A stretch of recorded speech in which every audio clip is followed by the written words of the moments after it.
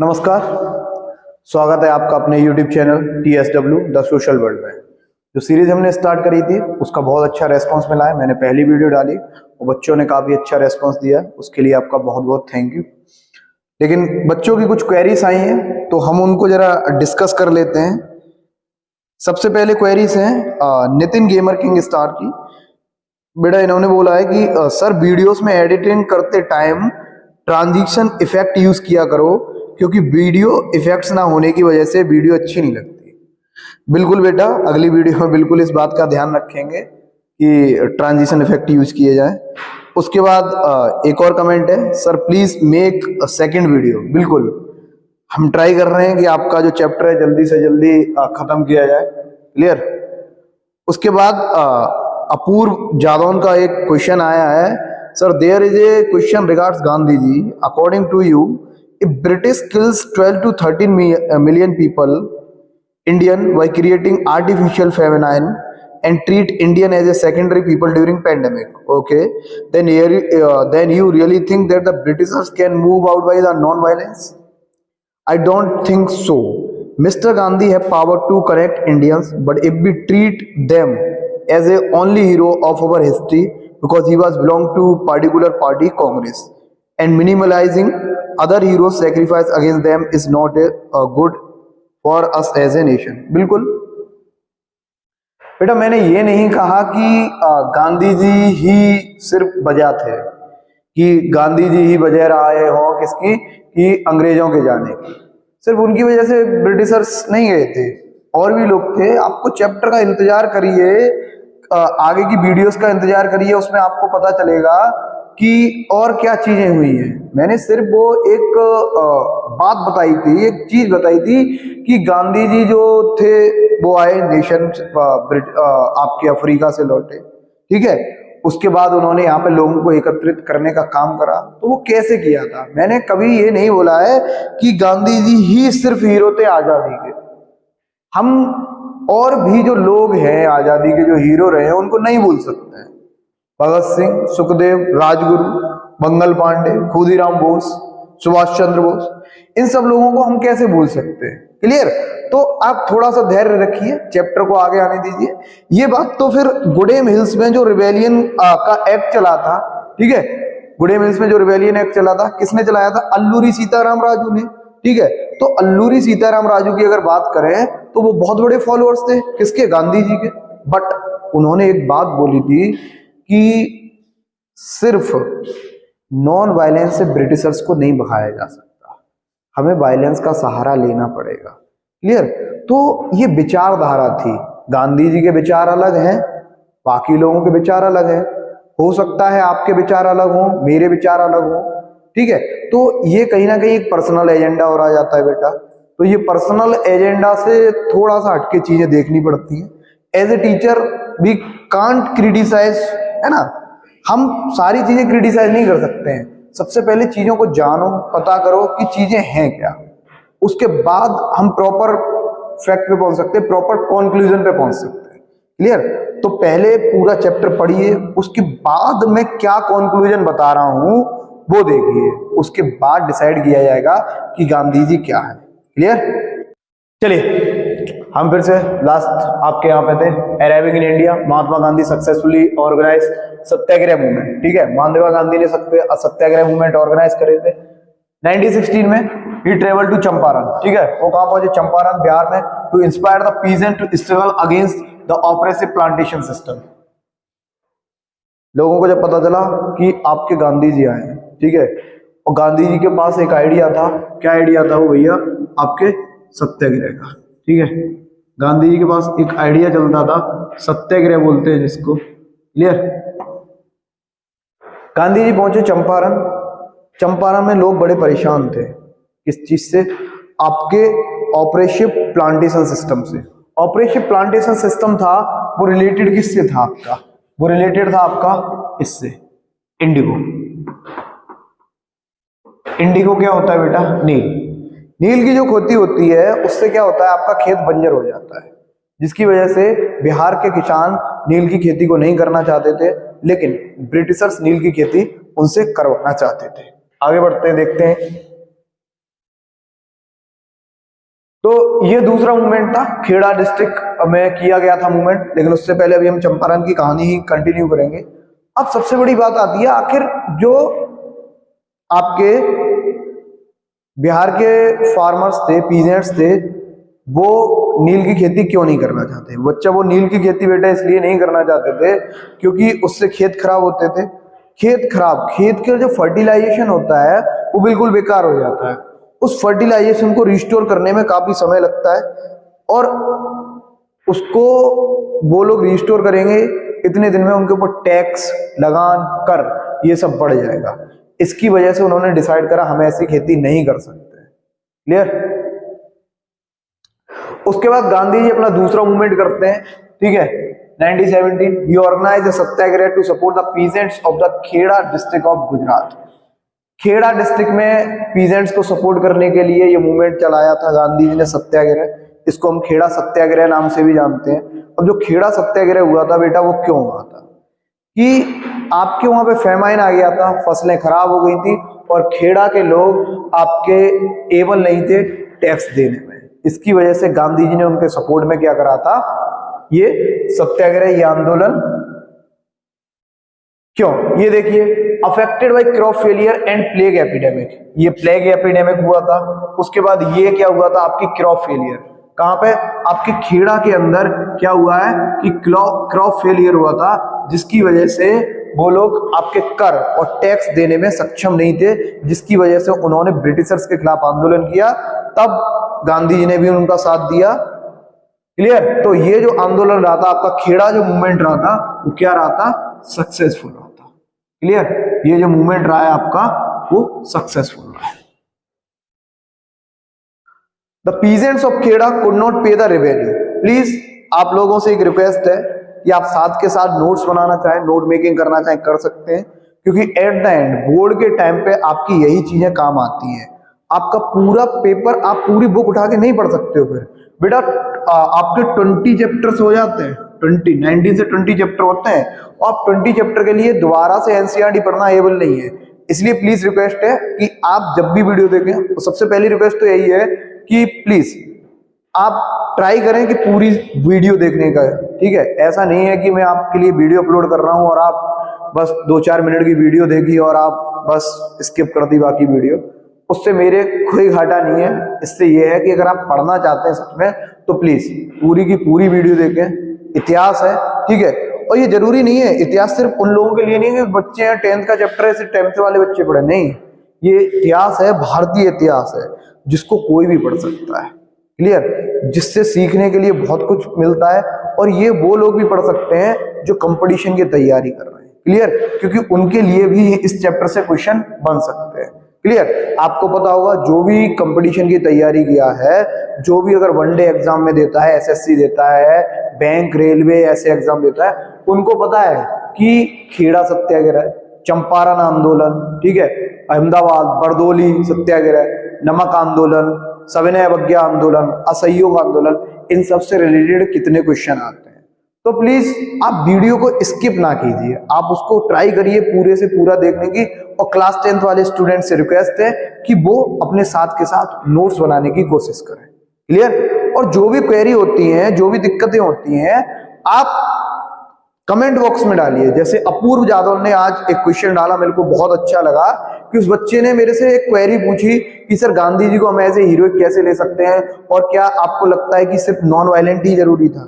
ठीक है, वायलेंस भी तो जरूरी है कि जिससे ब्रिटिशर्स, बिल्कुल सही बात थी कि सिर्फ हम नॉन वायलेंस का सहारा लेके ब्रिटिशर्स को बाहर नहीं कर सकते थे। क्लियर? अगर ऐसा होता तो फिर क्या बात थी। क्लियर? तो वही है कि आप साथ के साथ नोट्स बनाते चलें। क्लियर? जो भी है, उसके बाद मैं क्वेश्चन सीरीज भी लेके आऊंगा आपके लिए। जैसे ही चैप्टर खत्म हो जाएगा उसके बाद मैं क्वेश्चन सीरीज भी लेके आऊंगा आपके लिए, तो उसके लिए भी तैयार रहें। अब हम ट्राई करेंगे बिल्कुल कि आपको 2 दिन के अंदर वीडियो देने की कोशिश करेंगे, तुरंत की तुरंत। क्लियर? ये सीरीज कंटिन्यू रहेगी और हम चैप्टर वाइज ही सीरीज कंटिन्यू करेंगे। ऐसा नहीं है कि कभी कोई चैप्टर कभी कोई चैप्टर, नहीं। सबसे पहले हम नेशनलिज्म इन इंडिया ही खत्म करेंगे, उसके बाद फिर हम कोई इकोनॉमिक्स का या ज्योग्राफी का या फिर सिविक्स का चैप्टर उठाएंगे, या फिर आप अपना कमेंट करके बता देना नेक्स्ट चैप्टर कौन सा लिया जाए। क्लियर बेटा? आते हैं वापस। The peasants of Kheda could not pay the revenue, जो पीजेंट्स थे आपके कहाँ के, खेड़ा के, वो रेवेन्यू पे करने में सक्षम नहीं थे। And were demanding the revenue collection भी रिलैक्स, और क्या डिमांड कर रहे थे कि जो रेवेन्यू कलेक्शन है उसको रिलैक्स कर दिया जाए, मतलब थोड़ा सा आराम दिया है, थोड़ा सा कम कर दिया जाए, जिसकी वजह से ये लोग अपना टैक्स भरने में सक्षम है। ठीक है, आगे देखते हैं। इन 1918 में क्या हुआ, महात्मा गांधी वेंट टू अहमदाबाद। महात्मा गांधी कहां जाते हैं, अहमदाबाद जाते हैं, to organise a satyagraha movement among the cotton mill workers. और ये जो सत्याग्रह था ये था कॉटन मिल वर्कर्स के लिए। अब इस सत्याग्रह में था क्या, देखते हैं। तो 1918 में महात्मा गांधी अहमदाबाद पहुंचे। अहमदाबाद में उन्होंने क्या किया, एक सत्याग्रह आंदोलन ऑर्गेनाइज करा, किसके लिए, जो आपके कॉटन मिल वर्कर्स थे। क्या डिमांड थी कॉटन मिल वर्कर्स की, क्लियर। कॉटन मिल वर्कर्स की डिमांड थी कि ये अपने पेमेंट में कितना हाइक चाहते थे, 50%। ठीक है, 50% हाइक, यानी कि पेमेंट में इंक्रीमेंट चाहते थे, hike in wages Gandhi ji ने। और इनकी पीजेंट जो भी आपके मिल के वर्कर्स थे, उनकी शिकायत क्या थी कि हमारे वर्किंग आवर्स, बेटा क्या, इनके जो वर्किंग आवर्स थे वो बहुत ज्यादा थे। ठीक है, तो वर्किंग आवर्स में क्या करी जाए, कमी, वर्किंग आवर्स को रिड्यूस किया जाए, क्लियर। तो ये डिमांड थी किसकी, आपके इन वर्कर्स की। तो उनको 50% हाइक तो नहीं मिला, बात कितने में सेटल हो गई थी, 30% में। ठीक है, बट वन थिंग, और एक यहाँ पे एक चीज याद रखने की जरूरत है कि ये जो मिल वर्कर्स थे ना, इनका जो सत्याग्रह था, जो भी मूवमेंट था, वो किसके अगेंस्ट था, मिल के ओनर्स के अगेंस्ट था, क्लियर। तो यहाँ पे कहीं ब्रिटिशर्स की बात नहीं की है, मिल के ओनर्स की बात की गई है, तो ये मिल के ओनर्स के अगेंस्ट था, क्लियर। आगे बढ़ते हैं। Indian workers in South Africa march through Volksrust 6 November 1913, clear. क्या था इसमें, देखते हैं कि Mahatma Gandhi was leading the workers, clear. इसमें क्या, महात्मा गांधी लीड कर रहे थे वर्कर्स को from Newcastle to the Transvaal. ठीक है, तो इसमें महात्मा गांधी लीड कर रहे थे किनको, वर्कर्स को। तो वहां पे भी मैंने पहले बताया था, साउथ अफ्रीका में भी गांधी जी ने क्या अलग अलग मूवमेंट चलाए थे। साउथ अफ्रीका में अपार्थाइड सिस्टम के खिलाफ मैं बता चुका था, तो गांधी जी ने वहां पे भी मूवमेंट चलाए थे। तो गांधी जी की एक जो साउथ अफ्रीका में इमेज है वो अलग है, काफी सही इमेज है। वहां पे गांधी जी को काफी पूजा जाता है, और आप जानते हो नेल्सन मंडेला का भी जानते हो, नेल्सन मंडेला भी काफी फॉलोअर है किसके, गांधी जी के। उनको साउथ अफ्रीका का गांधी जी भी बोला जाता है। उनको नोबेल पीस अवार्ड से भी नवाजा गया है, किसको, आपके नेल्सन मंडेला को, clear. When the marchers were stopped and Gandhi ji arrested, यहाँ पे क्या हुआ था, मार्चर्स को रोक दिया गया और गांधी जी को क्या कर लिया गया बेटा, अरेस्ट कर लिया गया। Thousands of more workers joined the Satyagraha against the racist law that denied rights to the non-white। ठीक है, अब देखिए इसमें सबसे बड़ी बात होती है, ये रेसिस्ट लॉ क्या है। रेसिस्ट लॉ का मतलब होता है कि आपका डिफरेंस, लोगों के साथ डिफरेंस करना। ठीक है, डिफरेंस, और डिफरेंस किस बेसिस पे, ऑन द, ठीक है, डिफरेंस किस बेसिस पे, ऑन द बेसिस ऑफ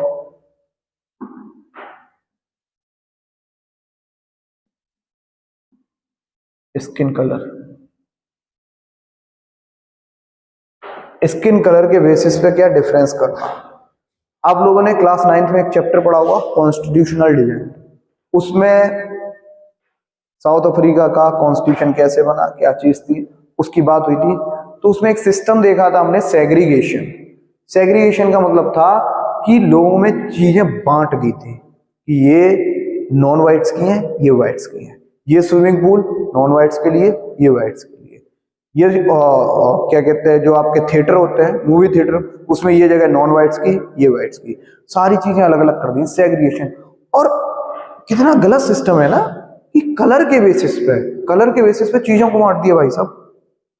मतलब कुछ भी, मतलब ब्रिटिशर्स की पॉलिसी ही अजीब थी, ब्रिटिशर्स के काम मतलब बड़े अजीब से थे। उन्होंने इंडिया में ये चीजें नहीं कर पाई, इंडिया में और चीजें करी, कर लगा दिया, ठीक है, टैक्सेस लगाए बहुत सारे। और इंडिया में तो वो, इंडिया और साउथ अफ्रीका में तो गए ही वो रिसोर्सेज की वजह से थे, क्योंकि यहाँ पे रिसोर्सेज बहुत ज्यादा रिच है, क्लियर। बाकी आपने Nelson Mandela a long walk of freedom में पढ़ा होगा, जो क्लास 10th का चैप्टर है, ठीक है, हम उसे भी स्टार्ट करेंगे, उसकी इंग्लिश की भी सीरीज हमें स्टार्ट करनी है, तो जल्दी से जल्दी इंग्लिश की सीरीज भी स्टार्ट करेंगे। आगे बढ़ते हैं इसके साथ। अब क्या हम पढ़ेंगे नेशनलिज्म इंडिया में the Raoult act part first. Raoult act क्या था आखिरकार, clear? The Raoult act emboldened with this success, Gandhiji in 1919 decided to launch a nationwide Satyagraha against the proposed Revolt Act। एक रॉल्ट एक्ट आया था 1919 में। Raoult act में क्या था? ये एक ऐसा एक्ट था जिसमें अगर कोई भी इंडियन आपका इन्वॉल्व दिखता है, किस चीज में इन्वॉल्व दिखता है, किसी भी पॉलिटिकल एक्टिविटीज में, तो उनको विदाउट एनी ट्रायल किस में डाल दिया जाएगा? जेल में डाल दिया जाएगा, ठीक है? जिसमें ना तो कोई अपील होगी, ना कोई दलील होगी, ना कोई वकील होगा, क्लियर? 2 साल के लिए उनको किस में डाल दिया जाएगा? जेल में डाल दिया जाएगा, ठीक है? They put behind the war for the 2 years, ठीक? If they are involve in any type of political activities, clear? तो रॉल्ट एक्ट, इसको एक ब्लैक एक्ट बोला गया। गांधी जी ने कहा कि ये बहुत गलत चीज है, तो उन्होंने डिसाइड करा कि हम इसके खिलाफ एक नेशन वाइड सत्याग्रह क्या करेंगे? लॉन्च करेंगे, क्लियर? रॉल्ट एक्ट के अगेंस्ट, क्लियर? तो गांधी जी ने क्या आपके रॉल्ट एक्ट के अगेंस्ट क्या करा? नेशन वाइड सत्याग्रह की बात हुई, गांधी जी ने इसके खिलाफ, रॉल्ट एक्ट के खिलाफ 1919 में क्या करा? आपका नेशन वाइड सत्याग्रह लॉन्च करने की बात हुई। आगे देखते हैं क्या था, हम बात करते हैं इस एक्ट में आपके में आगे था। This act had been hurriedly passed through the Imperial Legislative Council despite the united opposition of the Indian members। Imperial Legislative Council, Black Bill number 1 passed, ठीक है? The honor Mr. Sharma resigns, Solomon a mockery of the debate। क्या था बेटा ये? आखिर इसके खिलाफ क्यों थे लोग? क्यों इंडियन मेंबर्स इसके अगेंस्ट थे? क्यों इंपेरियल लेजिस्लेटिव में ये जल्दीबाजी में पास किया था, ठीक है? ये पॉलिटिकल एक्टिविटीज के अगेंस्ट था, ठीक है? और सारे Indian united opposition of the Indian member इसके खिलाफ क्या थे? अगेंस्ट थे। This act had been hurriedly pass through the imperial legislative council despite the united opposition. क्या था? एक यूनाइटेड अपोजिशन था ऑफ द इंडियन मेंबर्स। किसका? इंडियन मेंबर्स इसके अगेंस्ट थे, लेकिन फिर भी इस लॉ को क्या किया गया? पास किया गया बहुत जल्दीबाजी में, clear? It gave the enormous power to repress political activities. और ये जो एक्ट था, ठीक है, बहुत इनॉर्मस, इनॉर्मस का मतलब होता अनलिमिटेड पावर देता था, ठीक है? It gave the government enormous power, government को बहुत अनलिमिटेड पावर दे दी to repress the political activity. Political activities को क्या करने के लिए? रिप्रेस। रिप्रेस मतलब इनको पॉलिटिकल एक्टिविटीज को दबाने के लिए, क्लियर? पॉलिटिकल एक्टिविटीज को दबाने के लिए ये एक्ट, कौन सा एक्ट? आपका Raoult act 1990 enormous unlimited powers देता था, clear? And allowed detention of political prisoners without trial for, ठीक है?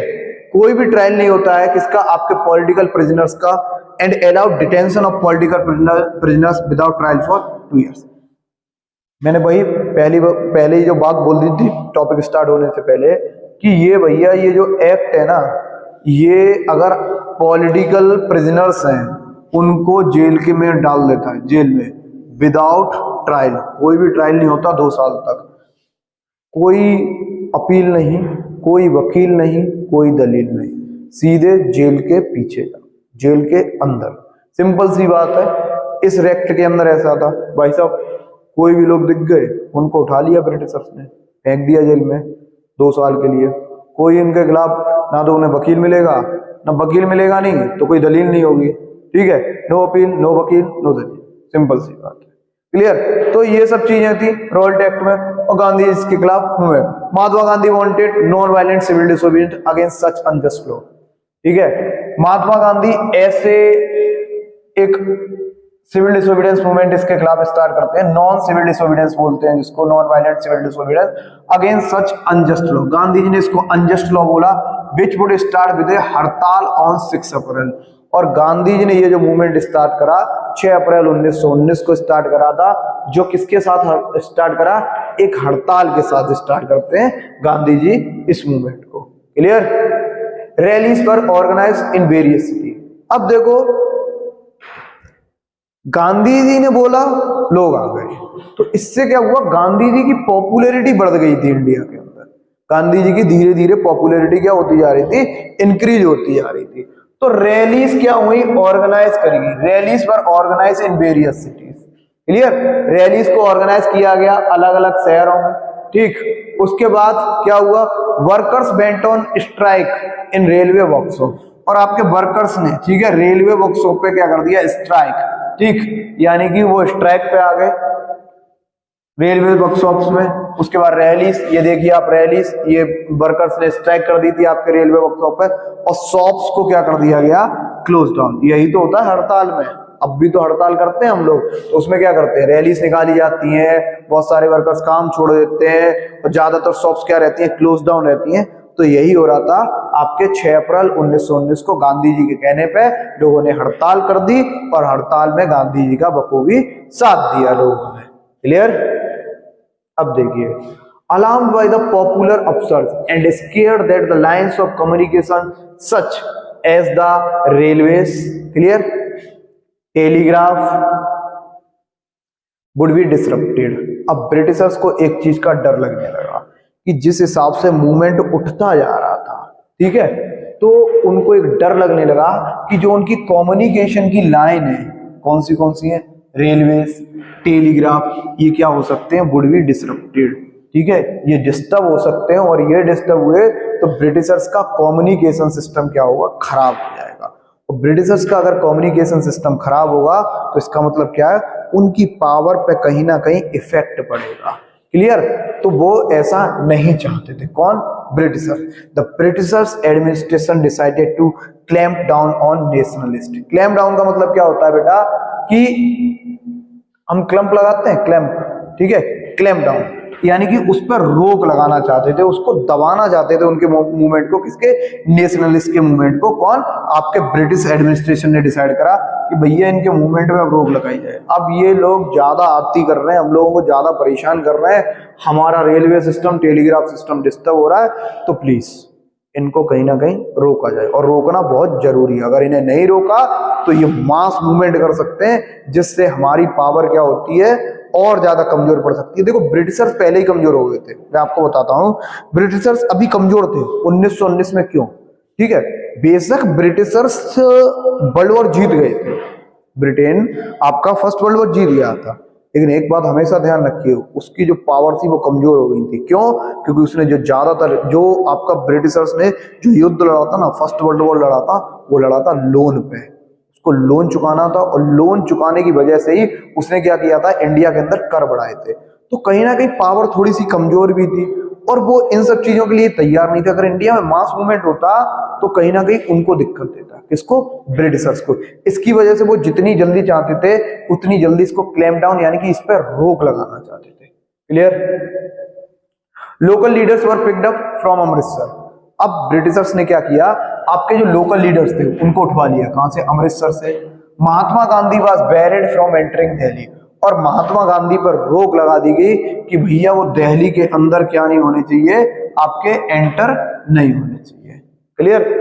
आपके कौन एंटर नहीं होने चाहिए, महात्मा गांधी। उन पर रोक लगा दी गई कि बेटा इन पर रोक लगाओ, नहीं तो बहुत दिक्कत होने वाली है, बहुत ज्यादा। ठीक है, बापू तो सबको खत्म करने पे तुले हुए हैं, बापू खत्म कर देंगे। अगर इनका ये मूवमेंट सक्सेस हो गया ना, तो ब्रिटिशर्स की पावर्स क्या होगी, बहुत कमजोर पड़ जाएगी। इसलिए इनको दिल्ली में घुसने मत देना, कैसे भी करके रोक लगाओ।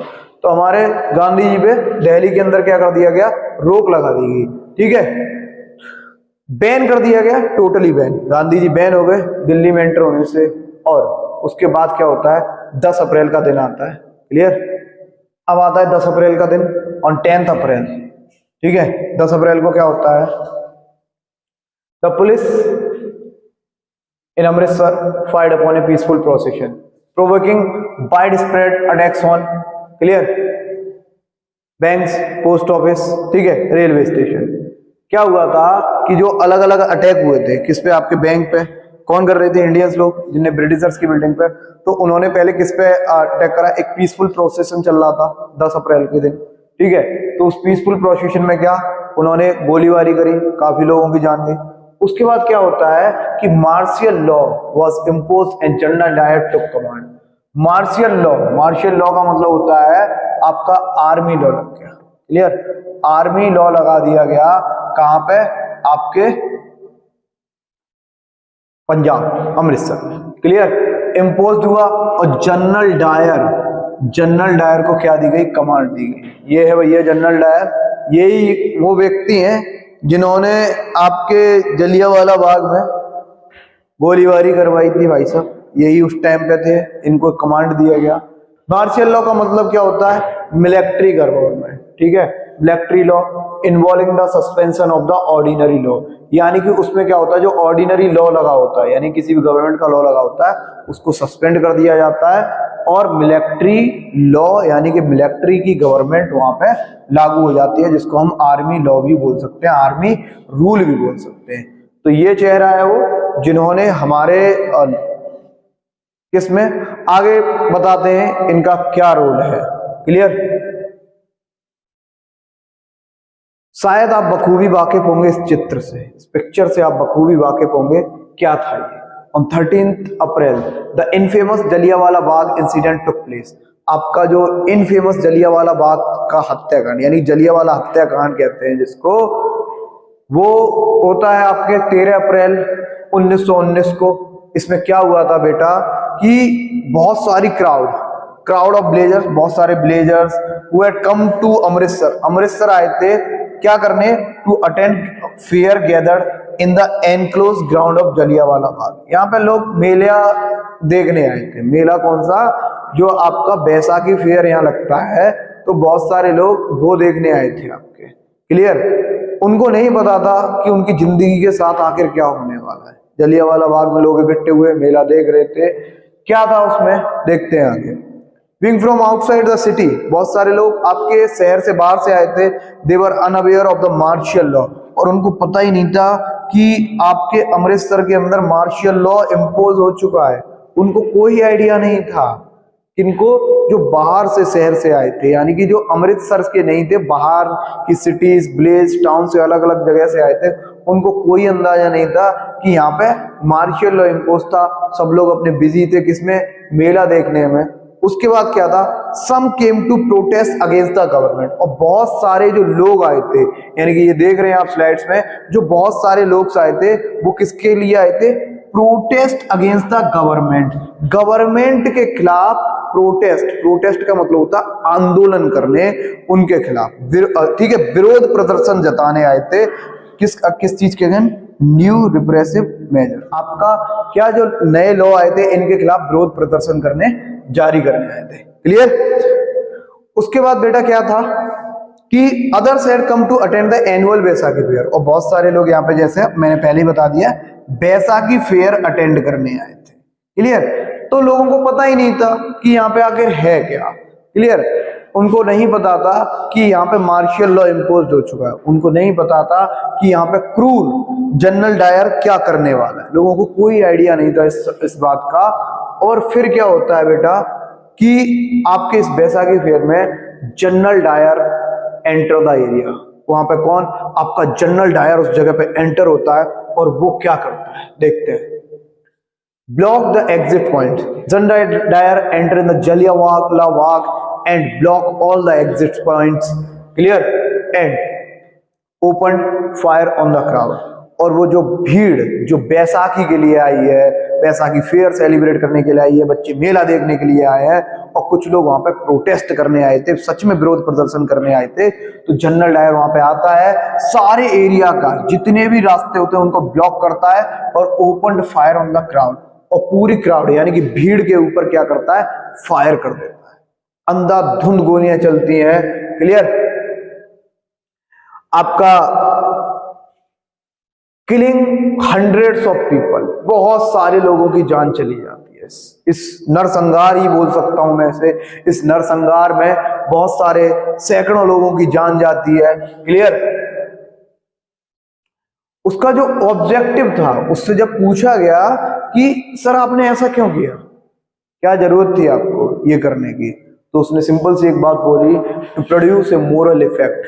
उसको एक मोरल इफेक्ट क्रिएट करना था। क्या करना था, to create in the minds of satyagrahis a feeling of terror and awe, एक डर की भावना पैदा करनी थी, एक आतंक पैदा करना था ब्रिटिशर्स का, कि अगर ब्रिटिशर्स के खिलाफ कोई जाता है, ब्रिटिशर्स के खिलाफ कोई भी आंदोलन या कोई भी छोटी सी भी चीजें आप करते हो तो उसका कितना भयावह स्थिति हो सकती है। क्लियर? तो उसका ऑब्जेक्टिव ये था, प्रोड्यूस ए मोरल इफेक्ट, एक मोरल इफेक्ट समाज में पैदा करना था कि आपको ब्रिटिशर्स के खिलाफ क्या नहीं करना है, आंदोलन नहीं करना है। क्लियर? उसके बाद हम चलते हैं रॉल्ट एक्ट के सेकंड पार्ट पे। ये अभी तक के पार्ट फर्स्ट की कहानी थी। क्लियर? सेकंड पार्ट में क्या होता है देखते हैं। As the news of Jallianwala Bagh spread, अब क्या होता है, ये जलियांवाला बाग का सीन है जो प्रेजेंट टाइम में वहां पे आपका ये स्थल बना हुआ है जलियांवाला बाग में। Clear? As the news of Jallianwala Bagh spread, crowds took to the streets in many north Indian towns. क्या हुआ कि जैसे ही इस नरसंहार की न्यूज जब पूरी तरफ फैलती है, crowds took to the streets in many north Indian towns. क्या होता है, जो क्राउड्स होता है, क्राउड आपका कौन, आपकी जो भीड़ होती है, टुक टू द स्ट्रीट्स, भीड़ आपकी गलियों में उतर आती है, इन मैनी नॉर्थ इंडियन टाउन्स, बहुत सारे नॉर्थ इंडियन टाउन्स में। क्यों आती है ये भीड़, क्या है इसका मोटिव? देयर वर स्ट्राइक्स, और जो जलियांवाला कांड हुआ था, आपका कौन सा जलियांवाला जो कांड हुआ था, उसके खिलाफ लोगों ने क्या स्ट्राइक करना स्टार्ट कर दिया। ठीक है, जलियांवाला कांड के खिलाफ लोगों ने स्ट्राइक करना स्टार्ट किया। उसके बाद क्लैशेस विद द पुलिस, और पुलिस के साथ क्लैश होने लगे। कौन सी पुलिस के साथ? ब्रिटिश पुलिस के साथ इंडियन लोगों के क्लैश होने लगे, लड़ाई दंगे लड़ाई वगैरह होने लगी।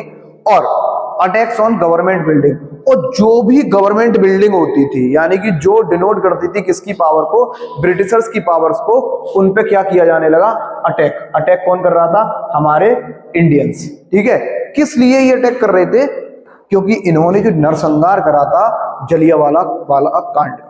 ठीक है, जो जलियांवाला बाग में नरसंहार करा था किसने? जनरल डायर ने और ब्रिटिशर्स ने, उसके खिलाफ ये सब चीजें हो रही थी। ये स्ट्राइक कर रहे थे लोग, clashes with the police and also attacks on the government buildings, और गवर्नमेंट बिल्डिंग्स पे क्या हो रहा था? अटैक हो रहा था।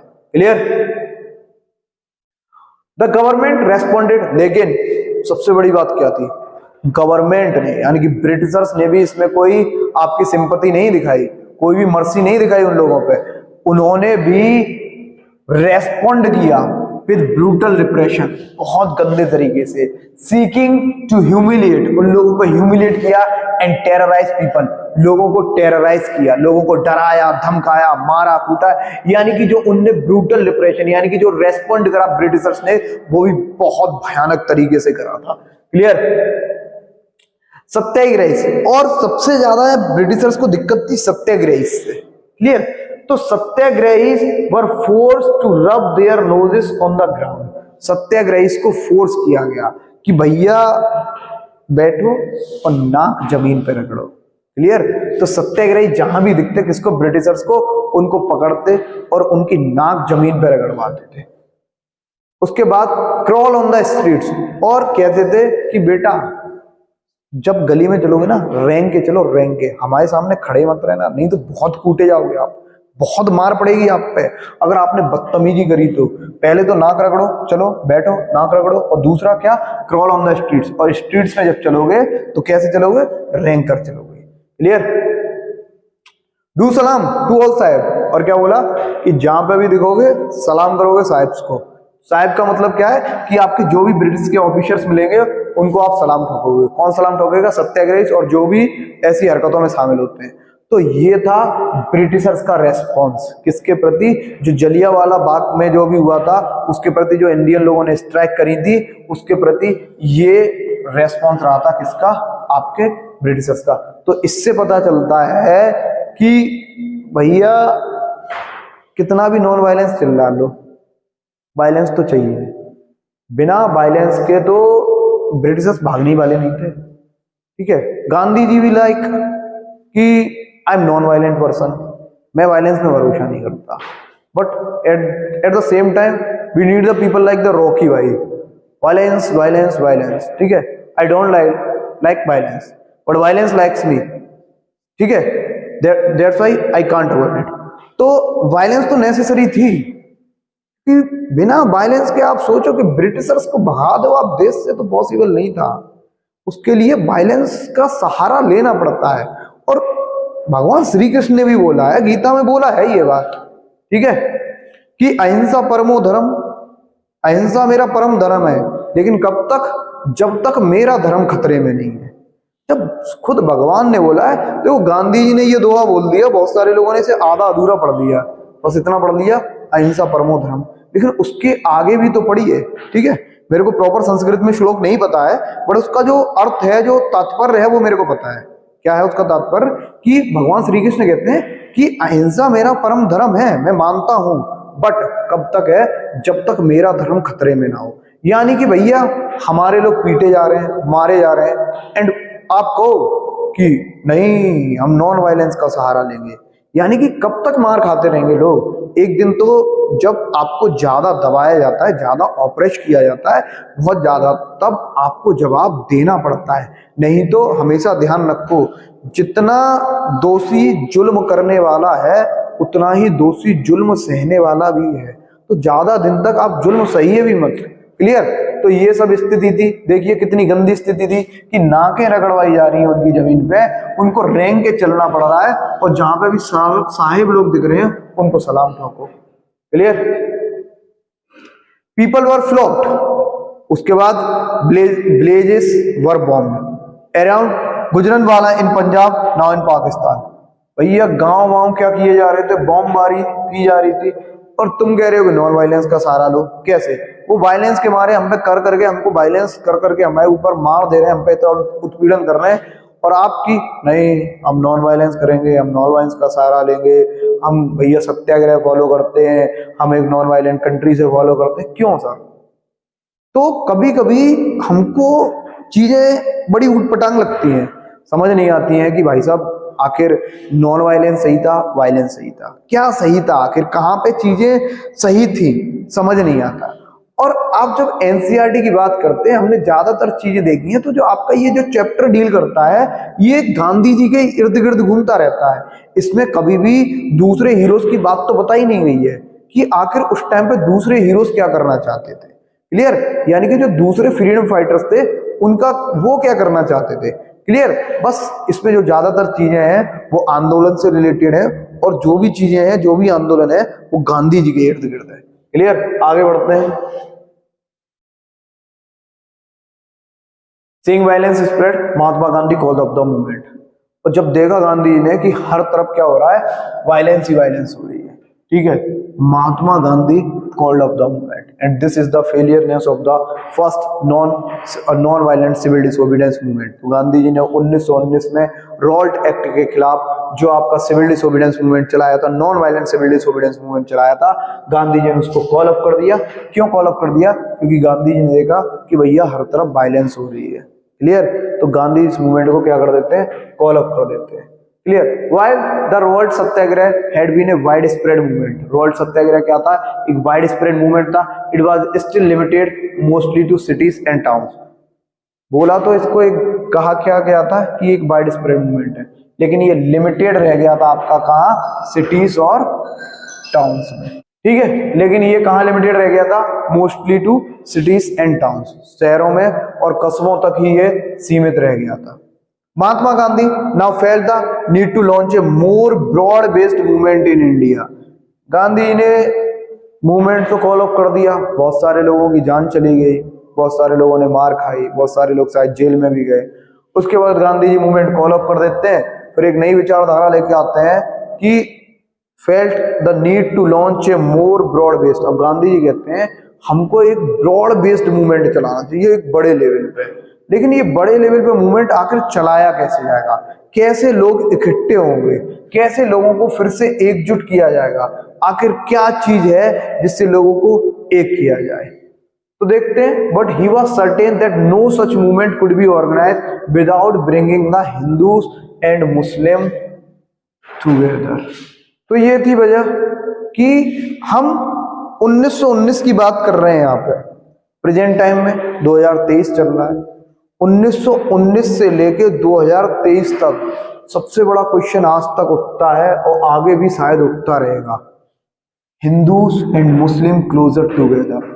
कि अगर हमको कोई भी मूवमेंट करना है, कुछ भी करना है, तो सबसे पहले इनको एक साथ लाना पड़ेगा। किसको? हिंदू और मुस्लिम्स को। ये कौन कहता था? गांधी जी ने बोला था अगर हमको मास मूवमेंट करना है अच्छे लेवल पे तो हिंदू और मुस्लिम को एक साथ लाना पड़ेगा। One way of doing this he felt was to take up the Khilafat issue. और इसका एक तरीका था कि क्या? कि हमको खिलाफत इशू लेना पड़ेगा। तो गांधी जी एक इशू लेना चाहते थे। गांधी जी को एक इशू मिला जिससे वो हिंदू और मुसलमानों को एक कर सकते थे, और जो इशू का नाम था आपका खिलाफत इशू। क्या था खिलाफत इशू? आगे देखते हैं। The first world war had ended with the defeat of Ottoman Turkey. First world war जो हुआ था, आपका प्रथम विश्व युद्ध जो हुआ था, उसमें हमने देखा कि ओटोमन टर्की क्या हो जाता है? हमारा हार जाता है। ठीक है, with the ended with the defeat of Ottoman Turkey. Ottoman Turkey आपका हार गया। क्लियर? अब इससे खिलाफत इशू की बात क्या होती है? ओटोमन टर्की के हारने से there were rumours that a harsh peace treaty was going to be imposed on the Ottoman Empire, the spiritual head of the Islamic world, खलीफा। ठीक है, एक हार्श पीस ट्रीटी होने जा रही है जो किस पे इंपोज की जाएगी? Ottoman empire. ओटोमन एम्पायर कौन था? ये इंसान जिसका नाम है खलीफा। ठीक है, स्पिरिचुअल हेड है आपके किसके? इस्लामिक वर्ल्ड के। लोग इनको बहुत फॉलो करते थे। इनका नाम खलीफा था। ओटोमन टर्की एम्पायर के ये एम्परर थे। Clear? To defend Khalifa temporal power, खलीफा की जो टेम्पोरल पावर थी उसको डिफेंड करने के लिए एक खिलाफत कमेटी बनाएगी। कहां पे? बॉम्बे के अंदर, मार्च 1919 में। प्लीज इस चीज को याद रखना बेटा। खिलाफत कमेटी कब कहां बनाई गई थी? बॉम्बे में बनाई गई थी। कब बनाई गई थी? 1919 में। क्लियर? 1919 में खलीफा की टेम्पोरल पावर्स को डिफेंड करने के लिए खिलाफत कमेटी बनती है हमारी। कहां? बॉम्बे, मार्च 1919 में। और उसमें क्या होता है? A young generation of Muslim leaders like the brothers Mohammad Ali and Shaukat Ali. कौन से लीडर्स होते हैं? यंग जनरेशन के मुस्लिम लीडर्स थे आपके मोहम्मद अली और शौकत अली। ये थे दोनों अली ब्रदर्स। ठीक है, मोहम्मद अली और शौकत अली क्या फॉर्म करते हैं? आपकी एक कमेटी फॉर्म करते हैं जिसको हम खिलाफत कमेटी कहते हैं। क्लियर? इसमें क्या होता है? Began discussing with Mahatma Gandhi about the possibility of united mass action on the issues. और भाई साहब इसी पे क्या होता है कि एक मास एक्शन। ठीक है, began discussing with Mahatma Gandhi के साथ डिस्कस करते हैं। ठीक है, अबाउट द पॉसिबिलिटी कि हम खिलाफत इशू के सहारे क्या कर सकते हैं कि मास एक्शन कर सकते हैं। ठीक है, किस पे? खिलाफत इशू पे, जिससे हिंदू और मुसलमान को एकत्रित करेंगे। लेकिन कैसे? आगे बताते हैं कैसे। गांधी जी क्या देखते हैं कि ये एक बहुत गोल्डन अपॉर्चुनिटी है। ठीक है, opportunity to bring Muslim under the umbrella of unified national movement. कैसे? कि मुस्लिम्स को एक ही अम्ब्रेला के अंडर यूनिफाइड करना और एक नेशनल मूवमेंट ऑर्गेनाइज करना। कैसे करेंगे Gandhi ji? At the Calcutta session of Congress. ठीक है, जो कैलकाता का सेशन हुआ था कांग्रेस का in September 92, he convince other leaders of the need to start a non cooperation movement in support of Khilafat as well as first swaraj. Gandhi ji क्या कहते हैं? सितंबर 92 में एक कांग्रेस का सेशन होता है कलकत्ता के अंदर। ठीक है, तो ये प्लीज याद रखिएगा, Calcutta session of the Congress in September 92। तो आपका क्वेश्चन आता है कि the Congress session in September 92। ये मैपिंग का एक क्वेश्चन है। कहां हुआ था? सितंबर 92 का जो कांग्रेस सेशन हुआ था कैलकाता के अंदर हुआ था। ठीक है, तो याद रखिएगा ये रहा आपका कैलकाटा। क्लियर? तो इसमें क्या हुआ था? आपका कांग्रेस का सेशन हुआ था, जहां पे गांधी जी क्या करते हैं? Convinced other leader of the need to start a, Gandhi ji कहते हैं हमको एक नॉन कोऑपरेशन मूवमेंट स्टार्ट करने की जरूरत है in support of Khilafat as well as for swaraj. Khilafat के लिए। ठीक है, किसके सपोर्ट में? खिलाफत के सपोर्ट में, और एज वेल और किसके लिए? स्वराज के लिए भी। यानी कि गांधी जी मूवमेंट स्टार्ट करने वाले थे, इसको बोलेंगे खिलाफत के। ठीक है, खिलाफत प्लस स्वराज के लिए। ठीक है, गांधी जी इन दोनों इश्यू को एक साथ ले रहे हैं। यानी कि खिलाफत मूवमेंट किसका कौन सपोर्ट करेगा? आपके मुस्लिम सपोर्ट करेंगे खिलाफत का जो इश्यू था। स्वराज की बात हुई तो कौन सपोर्ट में आएगा? आपके हिंदू। ठीक है, आपके हिंदू लोग सपोर्ट में आएंगे। क्लियर? तो इससे क्या होगा? एक यूनिटी आएगी किसकी? हिंदू और मुसलमान की। और यही गांधी जी चाहते हैं। क्लियर। गांधी जी की यही चाह थी, यही मांग थी कि मुस्लिम और हिंदूज को वो एक साथ ले आए। क्लियर। तो बेटा आज की वीडियो हम यहीं खत्म करते हैं, लेकिन उससे पहले मैं आपको 2 क्वेश्चन देता हूं, वो आप एक बार ट्राई करना, ठीक है, और कमेंट में चाहो तो उसका आंसर दीजिएगा। पहला क्वेश्चन है, why did Mahatma Gandhi support खिलाफत मूवमेंट? महात्मा गांधी ने आपके खिलाफत मूवमेंट को क्यों सपोर्ट किया? क्लियर। आप फिर से सुन लीजिए question, why did Mahatma Gandhi support खिलाफत मूवमेंट? क्लियर। उसके बाद सेकंड क्वेश्चन है, हु लॉन्च्ड द खिलाफत मूवमेंट? खिलाफत मूवमेंट किसने लॉन्च किया? Why was the movement launched? और मूवमेंट क्यों लॉन्च किया गया था? क्लियर। ये 2 क्वेश्चन है, आपको सॉल्व करने की कोशिश कीजिएगा, कमेंट बॉक्स में आंसर दीजिएगा। तो इसके साथ वीडियो को यहीं रोकते हैं। ये था हमारा पार्ट 2 नेशनलिज्म इंडिया का। पार्ट 3 हम बहुत जल्दी से जल्दी कोशिश करेंगे आपके लिए अपलोड करने की। उसके साथ ही साथ हम 9th की भी सीरीज स्टार्ट करते हैं। 9th की सीरीज की वीडियो हम बहुत जल्दी अपलोड करेंगे। बच्चों की डिमांड आई है काफी कि सर 10th का स्टार्ट कर दिया, 9th का भी स्टार्ट कर दीजिए। तो 9th क्लास के लिए हम सबसे पहले हिस्ट्री से ही स्टार्ट करेंगे, फ्रेंच रिवॉल्यूशन से। क्लियर। तब तक के लिए नमस्कार, खुश रहिए आप, जय हिंद।